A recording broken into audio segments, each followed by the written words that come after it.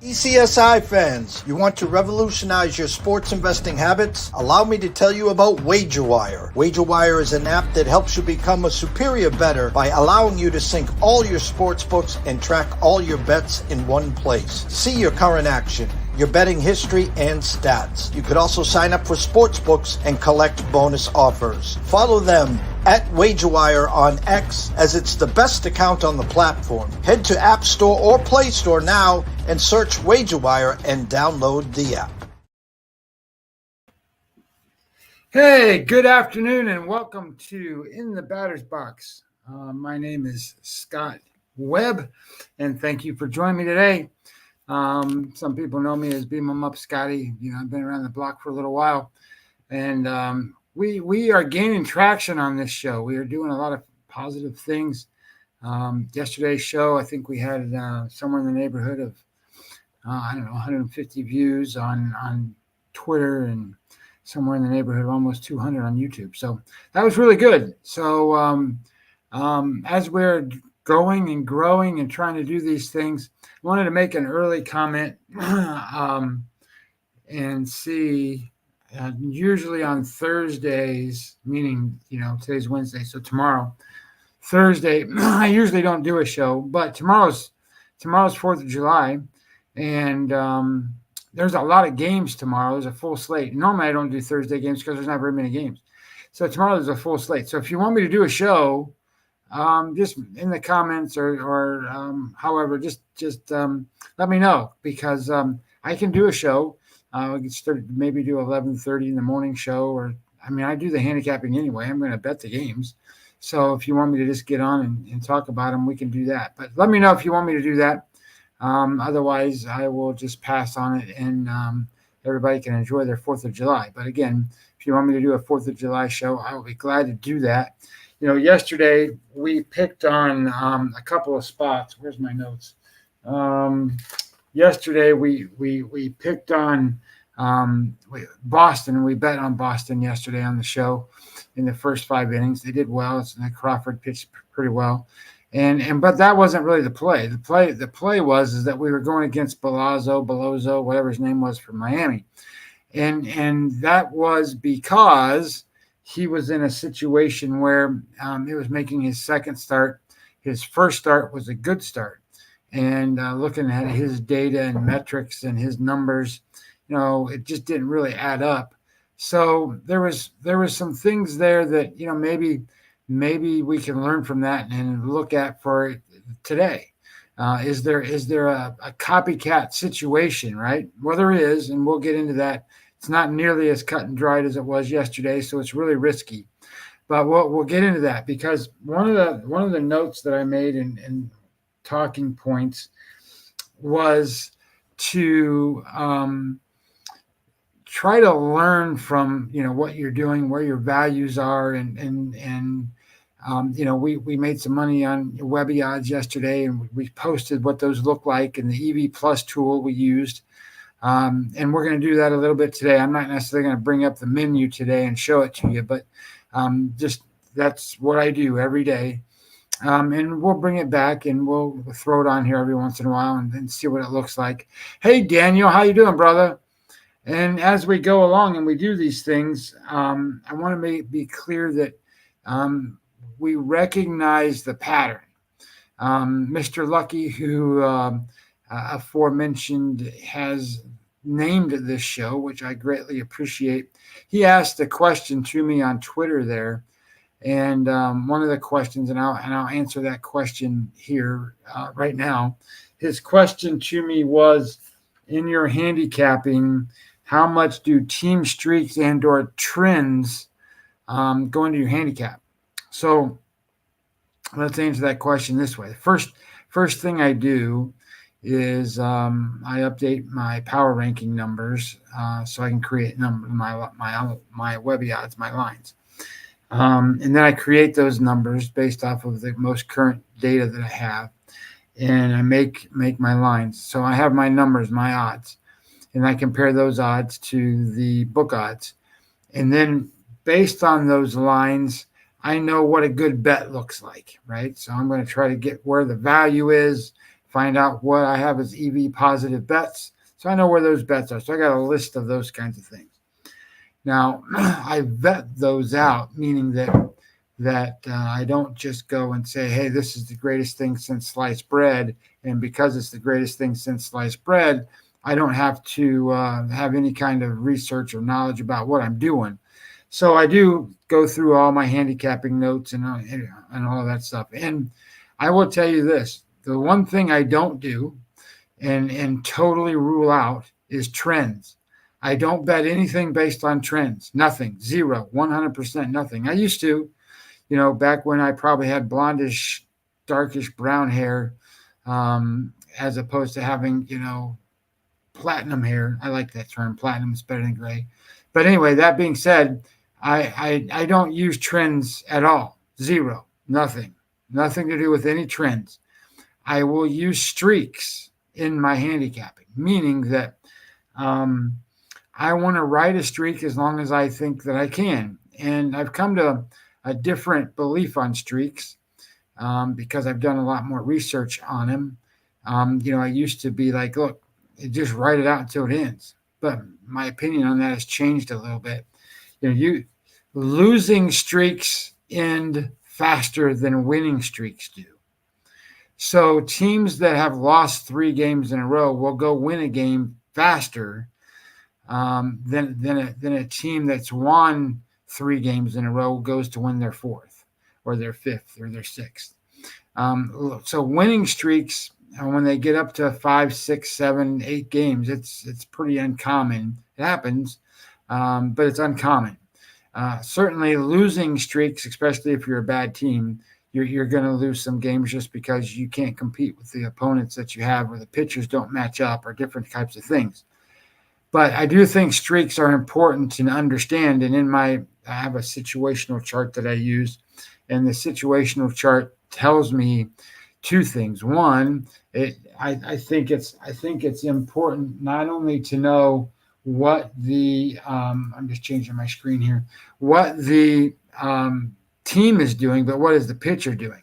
So if I switch to my situational chart over here, and I got to bring this onto this monitor so we can see it and talk to it a little easier.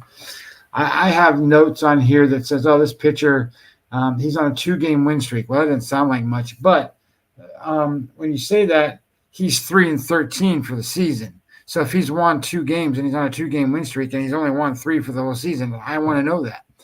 The other pitcher is 1-4 in his last 5 starts. Well, you want to know that too, right? So I want recency in my data. I don't really care what their season holds in this regard in terms of streaks. So then you kind of match that up, right? So it's kind of weird. Like that pitcher that's got a 2-game win streak, the team is on a 2-game lose streak. So maybe he's the stopper today, and maybe that fixes that. I don't know. I mean, it's just something to think about as you're handicapping these games out. Here's a pitcher that's on a 5-game losing streak. The team is lost. They've got on a 1-game losing streak right now. The team is 20-41 against right-handed pitching. It's the Colorado Rockies, and they're bad. So you just want to look at your scenarios and play some of those things out, because some things you won't even understand or recognize, right? So there's pitchers that you may not know are doing certain things. So for example, Toronto's throwing Kikuchi today, and Kikuchi's on a 3-game losing streak. 3 straight games they've lost than when he's pitched. Rodon for the Yankees, 3-game losing streak. Abbott for the Reds, in the last 5 starts, he's 4-1. Well, those are things that you want to try to acknowledge, because over the course of a season, a pitcher, if they pitch all games, will start 32 times, and most of them don't start that many times. But if they do, it's 32. That's the most that they start these days.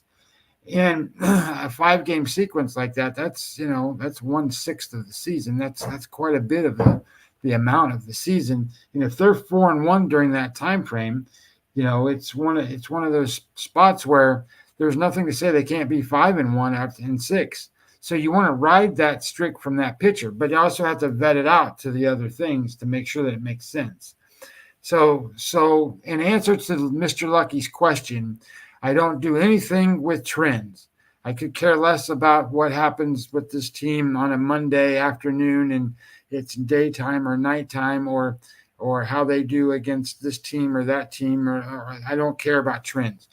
Baseball is, because there's 162 games for each team, in the segments of time that they play, you can almost generate a trend any day of the week for anything you want to say. So I don't think there's value to a trend in baseball. Football is maybe a little different because they don't play as many games, and trends tend to matter a little bit more in football. I don't necessarily make my betting decisions based on trends at all, but at the same time, you want to know what they are, because if you're bucking a trend, you need to know that. So you need to be pretty strong in certain other places, but not in baseball. I don't think that that's a necessary thing in baseball. So hopefully, Mr. Lucky, that answers that question, and I appreciate it. I appreciate the question a lot. So getting ready to get into the games and some of the topics about the games, I want to say this. I want to try to be friendly and clear, because one of the things that I'm hoping to be able to do with this channel is make it your channel.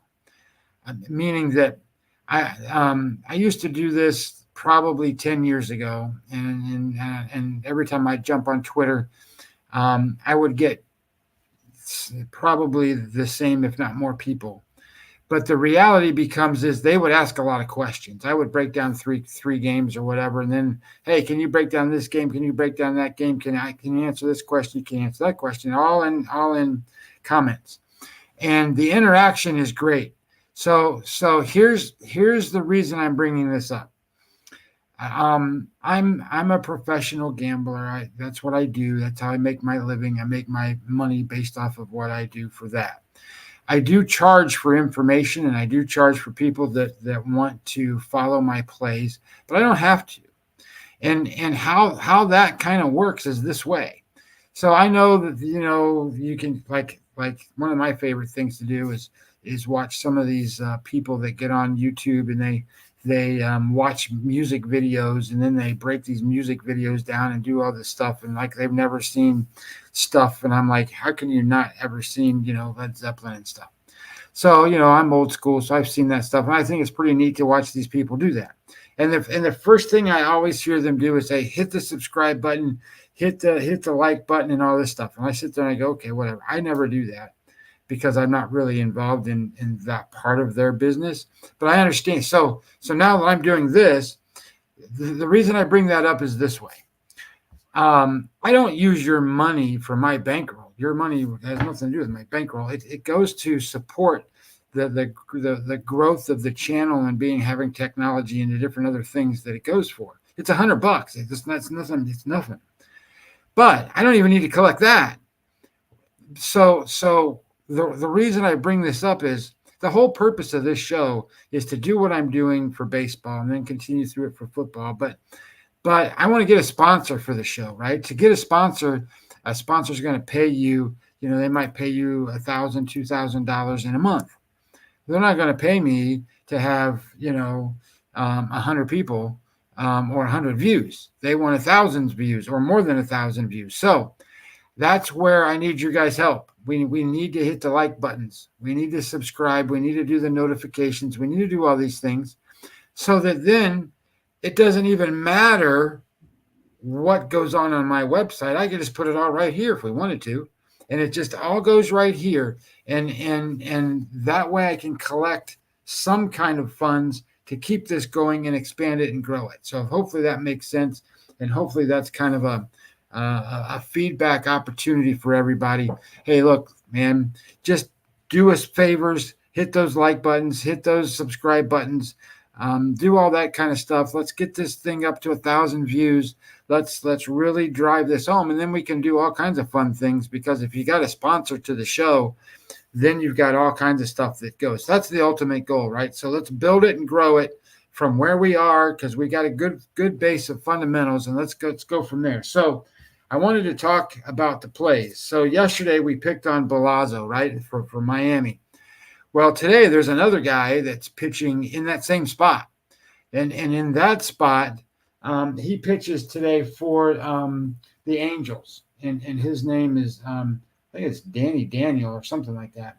Anyway, he pitched the last time. He went 1 game, 8 innings, 4 hits, and that was his major league debut. So that's really good. I mean, so you would think that, hey, why do we want to bet against this guy? Well, there's 3 things here in play. First thing is, when a pitcher starts a season, and in this case, this is his major league debut, so it's the start of a new season for him, no matter what he was doing in the minor leagues. They have to establish a baseline. So they do that through 3 or 4 starts. And typically what's going to happen in 3 or 4 starts, you're going to have a very high game score number, a very low game score number, and then an average one. And then it's going to generate that baseline number. Well, his first start was a game score 86. And I assure you, he will not be an 86 for the entire season. As a matter of fact, I was thinking about this, and I wanted to lay odds on it, but I don't know if anybody will take it. I will take this bet with anybody watching or anybody that wants to, that this pitcher that I'm talking about will not throw a better game than he did game score related number-wise the rest of the season. And as long as you give me, minus 130 or something on it, I'll take it. And we'll make that bet minus 130. And I'll just pay, it'll be minus 130. If I win, you owe me $100. If I lose, I owe you 130. I'll pay $130. Anybody want to take me up on that bet? If you do, let me know. I'll take that bet. So in this case, Daniel, the reason I bring this up is because the one way you want to kind of judge a pitcher when you don't know them is you want to look at what's their stuff look like. Because if they got good stuff, then they can replicate performance. Meaning that if he's got a 97 mile an hour fastball and he can hit 100 and, he throws like Paul Skeens, then maybe he can replicate these numbers, right? So I looked it up, and your average number is 100. So when a pitcher's stuff is graded, it's graded on a 100 scale. He's 100, or the average number is 100. And in terms of Daniel, he graded in that start, his stuff graded a 70. So that's 30% lower than an average pitcher, and it's by far. Shouldn't say by far. It's the worst pitcher on the board today. So he had a pitching plus number of 104. So that's better than average, and that's actually very good. So what that means is when he pitched his last start, he put the ball in the spots that got outs. They were pitchers' pitches almost the entire time. He won't do that again. He won't do that again the rest of the season in that regard and in that level of performance. So he's one of those guys, just like we bet against Balazzo yesterday because the matchup worked, that you can bet against today. So that's that copycat play. Now, having said that, you got to understand who they play today. Yesterday, Miami, we were betting against Miami because we were able to get Crawford, and we had to switch it around and do some stuff and go, hey, this is a good first 5 innings opportunity. And it worked out just fine. No issues. We covered that right away. So the Angels, this pitches for the Angels, Daniel, and they play the Oakland A's. So the A's are not the Boston Red Sox and shouldn't be trusted like the Boston Red Sox. So we have a little bit of a different dynamic here. The A's are the weaker team. And now we're going to ask them to go beat a better team. And so in that regard, you need to know a little bit about the pitcher that's pitching for the A's. And the pitcher for the A's is Estes today. And he's one of their young pitchers. He's a good pitcher. He's not a great pitcher. He's pitched, I don't know, quite a few starts already. And his game score average is 47. So that's below average. The problem here is that you run into this. And we won just recently on this bias before. So this is where you have some conflict and you have to either take a chance or pass. Estes, when he made his last start, it was against the Angels. And he threw a game score 64. So he threw probably, let me look it up. He threw a 64, which is his second best game of the season. So I don't expect him to throw another 64. And if his game score regular is 47 and he was a 64, he's going to throw a below average game today. And the Angels just saw him and they saw the good stuff that he threw. So they're going to make adjustments and he's not going to be the same pitcher today. So that tells me this is not a good spot to make that same bet that we made yesterday. But I wanted to share that with you because I think one of the things you want to do is look for those spots, right? You win with the idea that, hey, we got a guy that's making his second start. They did that before. Maybe we can win this way. Festa is doing that for the Twins today. Same concept, but and they're facing Detroit. I got to play on that one. We're going to talk about that in a minute because I want to hit these earlier games first. So 6:30. Webbie Odds come up with a play and it basically put it into the what I call is the EV plus tool. I call it everything is Webbie, whatever. Webbie EV plus tool. And it comes out with the line in this game should be let me slide this up. This should be the St. Louis Cardinals minus 106 and the Pittsburgh Pirates plus 106. The actual number is 129 for the Pirates. Looks like some of the line is moving now. It looks like 118 at circa 122 at bookmakers. So if you say it's 120. So if it's 120, let me just plug in the number 120 minus 120, and we'll make that 110. So then that means that St. Louis is getting 110. So St. Louis getting 110, Webbie Odds say they should be minus 106. So they should be a favorite. And that creates 8% EV plus. So that means if you made that bet on St. Louis at plus 110 value 1,000 times, you should expect an 8% return better on your investment. That's what it means. And that's why you go and you make those kind of bets. That's a good bet. Okay. Now I haven't handicapped nothing yet. That's just the number, right? So then you look at that and you go, well, all right. So let's see if Webbie Odds says that, let's go vet this number out. Okay. So first thing we want to look at is how did these guys pitch the last time they pitched? We won a bet on St. Louis. St. Louis, Michaelis, his game score the last time he pitched was a 4. That's terrible. That means he got blown up. He was bad. He probably won't throw a worse game all season than a 4.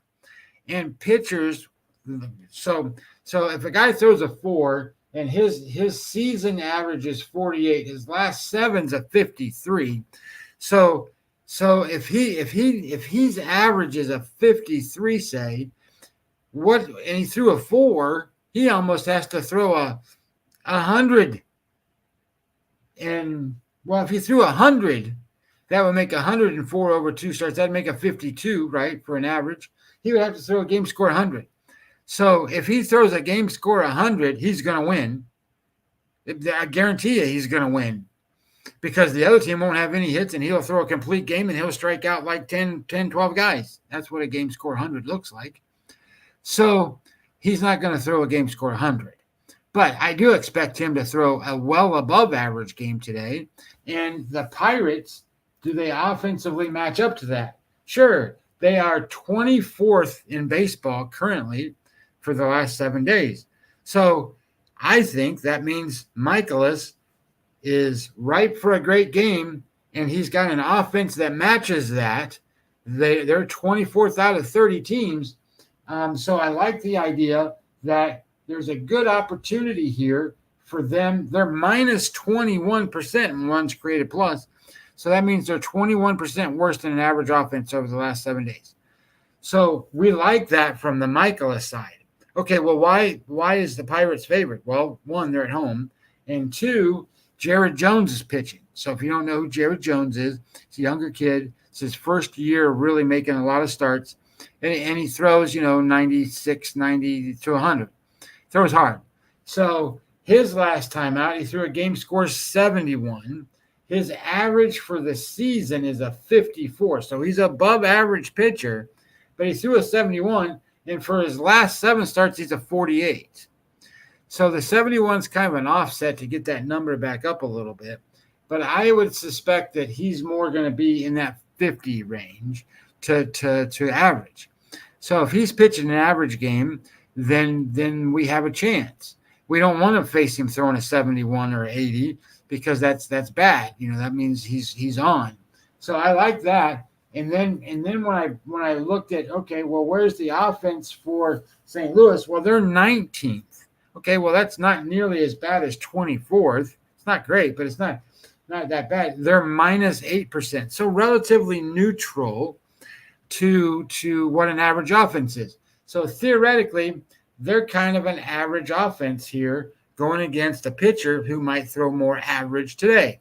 And the Pirates are a below average offense going against a pitcher who should be above average. So then I looked at that and I go, well, that's a great show play. Let's go make that bet. So that would be Miles Michaelis. And if you're looking at 120, you can get him then at plus 110, and you make that bet and you go with it. So there you go. St. Louis Cardinals plus the 110. I'm gonna go with I want to make sure this game hasn't started yet. So we're gonna well, that hasn't already started, so we're not gonna go there.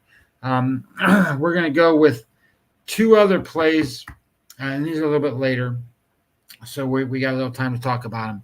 So this one is going to be, a lot of times you sit here and you go through this stuff and you create value, and then you go, I can't play it. So perfect example of the creating of value in the situation is we look at Cleveland today. Cleveland plays the White Sox, and that number, if I can go find it real fast, there it is. Cleveland plays the White Sox. Oh, man, that game just started. So, okay, well, here's the play. The play is team total under on Cleveland. Team total under on Cleveland. You can probably get it in if you got there. The team total is 4.5. Bet it under. You can bet it play at 115. And the reality is, and here's why. So when you bet this game, and here's kind of how you use value too. My number on this game was Cleveland only minus 141. And I get it. They're playing the White Sox, and you go, well, can that be that way? Well, Gavin Williams is pitching for the Cleveland Guardians today. Gavin Williams is an average pitcher at best. He's not like I know that they moved Tristan McKenzie and now they got Gavin Williams in there, and everybody's going, oh my God, this is the greatest thing ever. But you got to remember, Gavin Williams is not going to go out there and throw 98 miles an hour, and he's not Paul Skeens, right? He's just not that guy. So he's an average guy, and then he's going to face the White Sox today, and the White Sox are throwing Eric Fetty. Now, that may not mean much to some, but Eric Fetty is probably he's in the top 20 of pitchers in Major League Baseball, top 20. I know he pitches for the White Sox, and that sucks for him, but he's a good pitcher. So when it comes down to numbers and stuff, Eric Fetty, his game score for the season's a 55. In his last 7 starts, it's a 55.9, so it's 56. It's well above average. He's not an ace, but he's well above average. He would have to have bigger strikeouts to be more of an ace. But he don't walk anybody. Doesn't give up many home runs. His whip rate's 1.03. That's the best. That's in the top 25% of all of baseball. And right now, when you look at what the Cleveland offense is, the Cleveland offense is 22nd out of 30 teams. So they're not like out there crushing the ball like sometimes they do. They're 22nd. They've got some pretty good ISO numbers. So ISO is 10th, isolated power. They rank 10th. But I think Fetty offsets that. So when you look at this game, you go, well, how do I create the value? Because I don't want to bet on the White Sox to win this game. I just don't want it to go that way. So you utilize the value and you find another way to look at it. So the value is in the pitcher. So based on the value being in the pitcher, then you look at so do I bet the total? Well, I didn't want to bet the total because we don't know what Williams is. This is his first start this season in the big leagues. We know what he's done in the past. He's just an average pitcher. So I don't think that creates value there, but I do know what Fetty is, and I do know what the Cleveland offense is. So I can look at that number and go, I think that makes a match. So you bet that game under 4.5, and I think you find yourself another spot to win.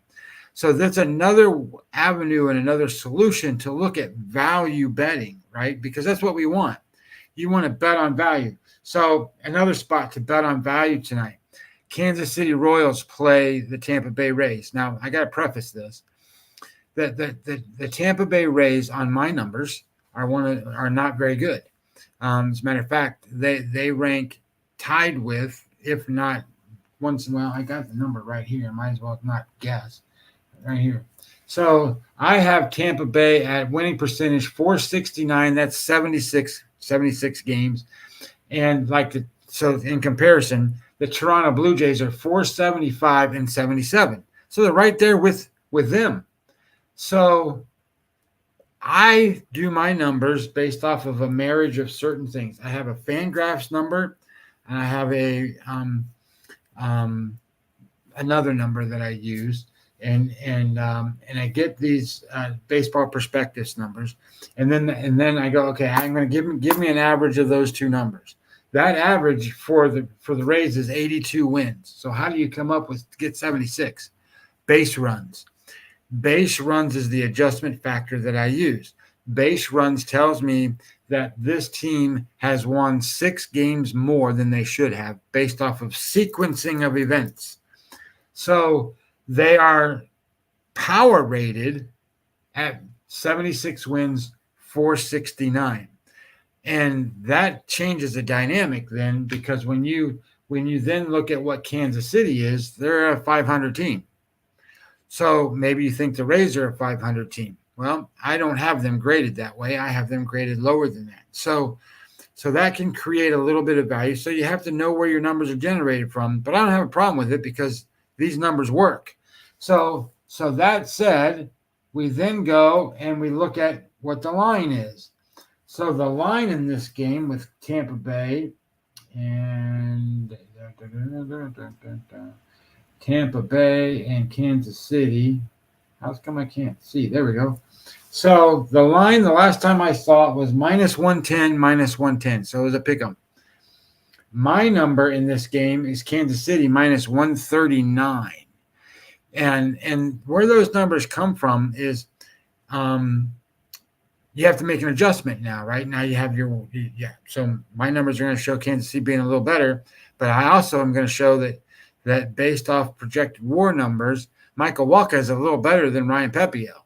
So then that gives me a little bit of a stretch there. So now all of a sudden I've got a -139 and I can pay 110. That's value. That's perfect. Now let's go vet it, right? Let's go make sure that it makes sense. Because offensively, the Kansas City Royals, they're 6th in baseball over the last 7 days. They're 4th in isolated power. They're 19% above an average offense. Great. That's all great. And that beats the Rays. The Rays are 17th in offensive WAR and 2% better than an average offense. So all of that's good news. good news for the offense. And then you go back and look at it from the pitcher breakdown standpoint. And the first thing I look at is Pepio's last game score 69, and on the season he's a 52. Walker's a 52 as well. So they're about even in terms of game score numbers, but he threw a 69. His last 7, he's a 47.7. Walker threw a 55. Now Walker's making his 3rd start off of rehab, right? So he was only out for a couple weeks, so he didn't miss much time, but he's out for a couple weeks, and he's pitched pretty well. He pitched good against this team before. He threw a game score 67, I think, back in, I don't remember, it was May or whatever. So he has faced them. So I like that idea. But Pepio is minus 43, 0.43 on win percent added. He's minus. So that means he's making mistakes, more mistakes on balls thrown and the production of those balls. They're not outs. They go for hits. They go for all kinds of things. And then he's making more of those than he is positive pitches. He's also the second highest, but not by very much. He is the second highest, hardest hit pitcher today on the slate. Hits 43.3%. So that means they're barreling him up. He's not missing bats. They're hitting him. And when they hit him, they don't hit him soft. They hit him hard. And his home run rate, 2.13 per 9 innings. Anything that's over 2 is dramatically bad. And anything that you get to say 1.5 is unacceptable. But now he's over 2. So I would say that the Royals have a good shot here. And I like that matchup, especially considering that the Royals lost yesterday. So, these teams kind of do that, especially when they're at home. They don't lose a lot of home games. And I would suspect that this is a good spot for Walker to be in. And if you get him at minus 110, they're on sale.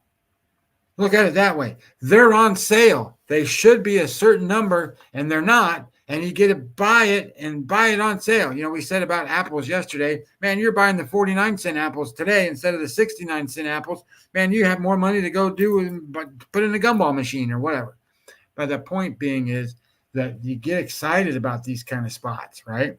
So right before the show, I wanted to bring up another topic, and I know I talk a lot of different topics.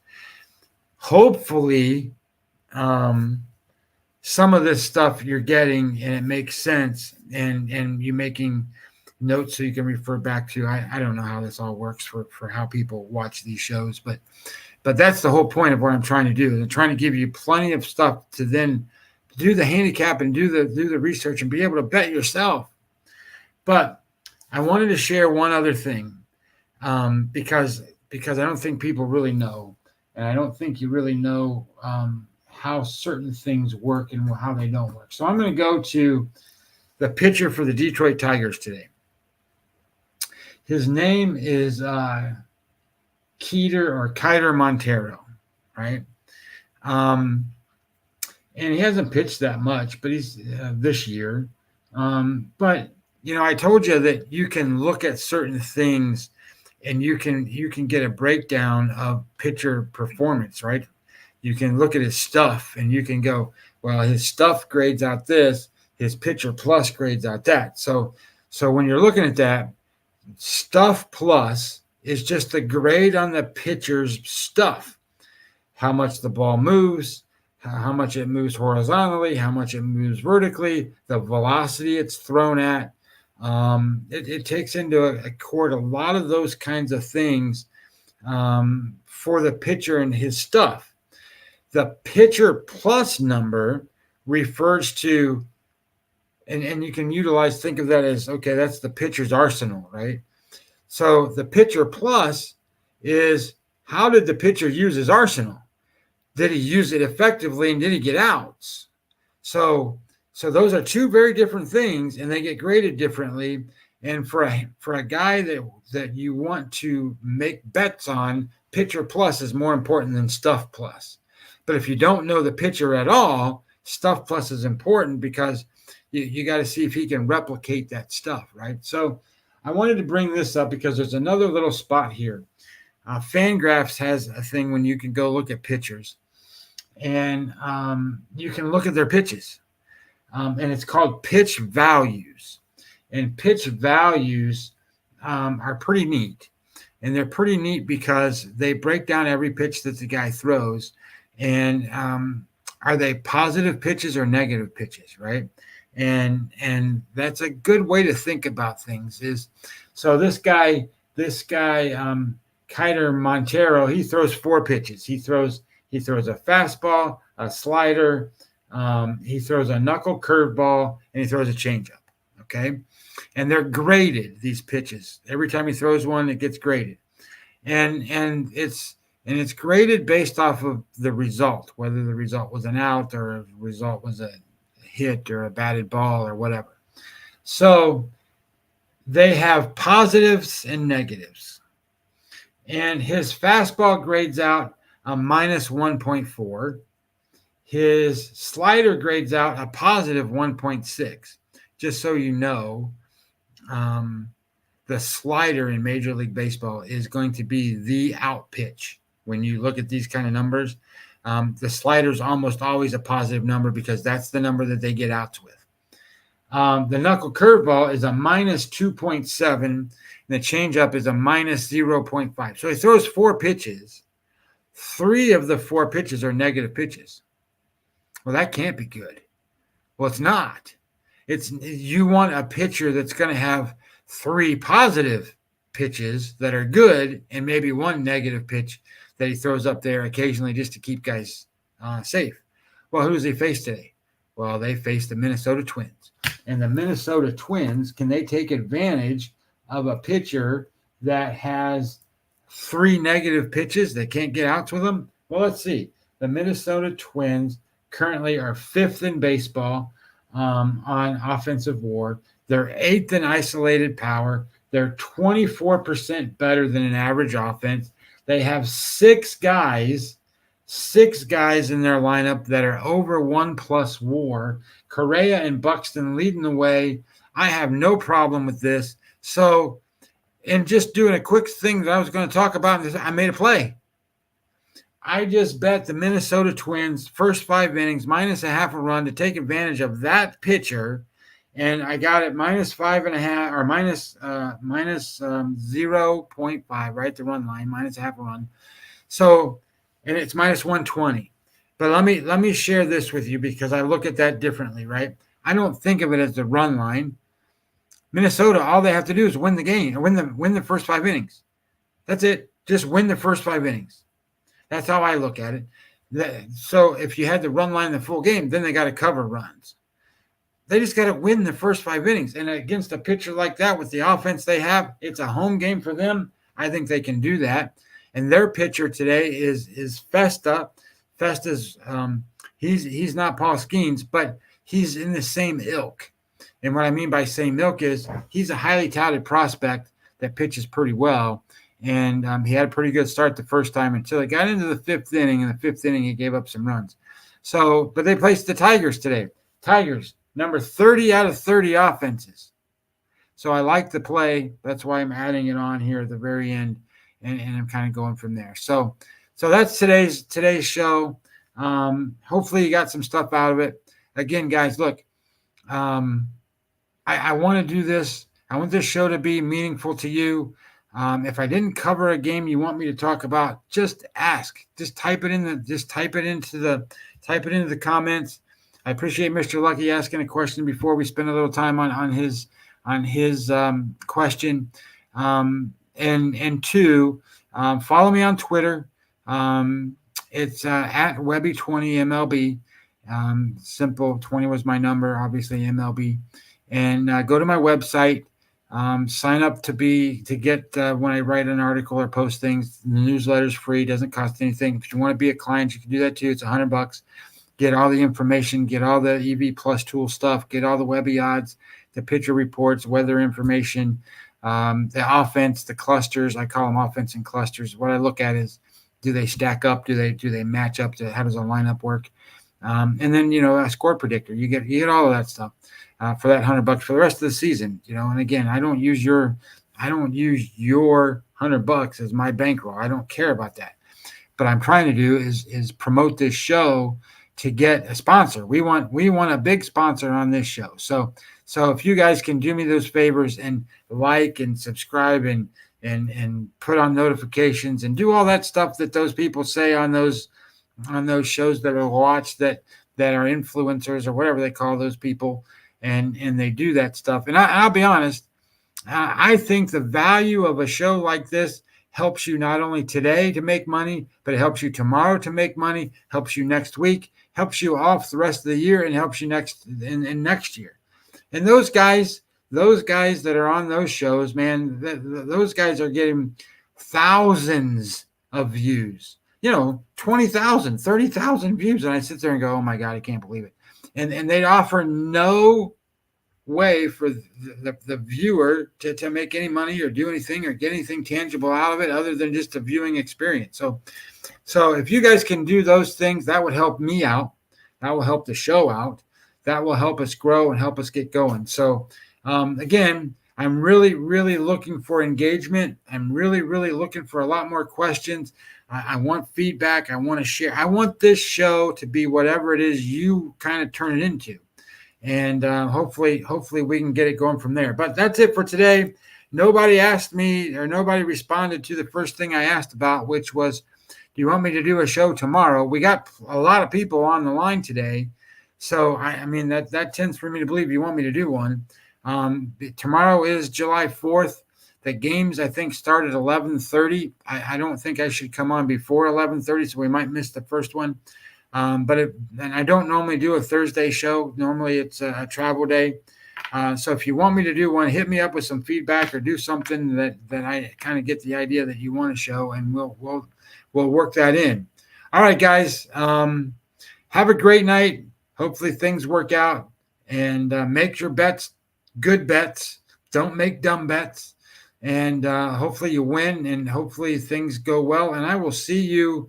Looks like more than likely probably tomorrow. I mean, there's almost 100 people on this show today. So anyway, guys, thanks a lot. And if you could do me those favors, that would be outstanding. I appreciate it.